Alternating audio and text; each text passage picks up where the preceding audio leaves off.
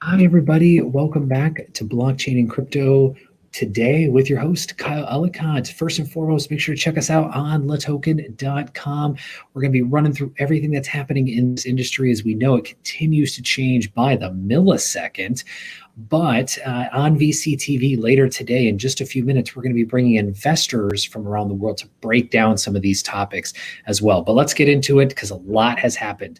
Before we get into today's headlines, two big points for you. Bitcoin, BTC, and other digital currencies reaching their all-time highs or nearing their all-time highs. Bitcoin in particular crossing over the $56,400, so $56,400,000 for today. And DeFi, according to DeFi Pulse, we're starting to see over $42.2 billion locked away in DeFi protocols and networks as well, nearing again that all-time high of just over $45 billion as well. All right, let's get into it. First up, producer RAC has launched number six, a new creative agency to guide artists in the booming NFT or non-fungible tokens market. We've seen a number of artists start entering into this space along with already those selling in it, including Blau. We've seen Beeples, Rob Gronkowski, NFL player, announced yesterday he would be getting into it as well around trading cards. We had NBA Top Shot continuing to announce bigger and bigger transaction value. So the NFT, do your own research, but the non-fungible token market on fire. Speaking of the non-fungible tokens, T-Mobile's ex-CEO bought one of Steve Aoki's NFTs yesterday for $888,888.88. And according to Rolling Stone, Steve Aoki's Dreamcatcher art collection, which went on sale March 7th, brought in over $4 million in sale, with the ex-CEO of T-Mobile's purchase as the single highest for the sale. Next up, TechMint. TechieMint has launched what it says is New Zealand's first regulated stablecoin, the New Zealand dollar stablecoin, backed by the country's dollar.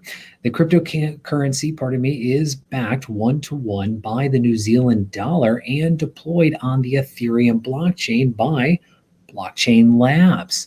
And the code for that new currency utilizes a framework developed in partnership by Coinbase and Circle-founded Centra Group as well.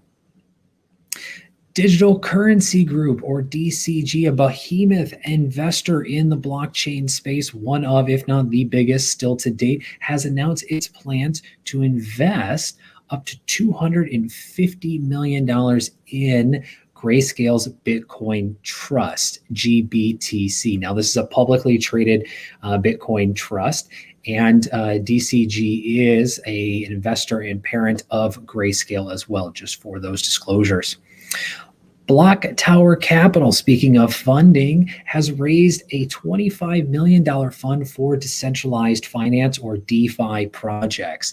The fund will facilitate investments in a wider range of long-term and more illiquid assets. We've seen a lot of investors investing in or raising funds for DeFi, but more on the token side, not necessarily the full protocol and those longer-term investments as well. So exciting news if you're raising capital right now. Next up, payments platform Wyrix has announced the launch of its multi-currency MasterCard debit card in the UK and the European Economic Area, also known as the EEA. The card supports up to 18 crypto and traditional currencies, according to Wyrix, as of today.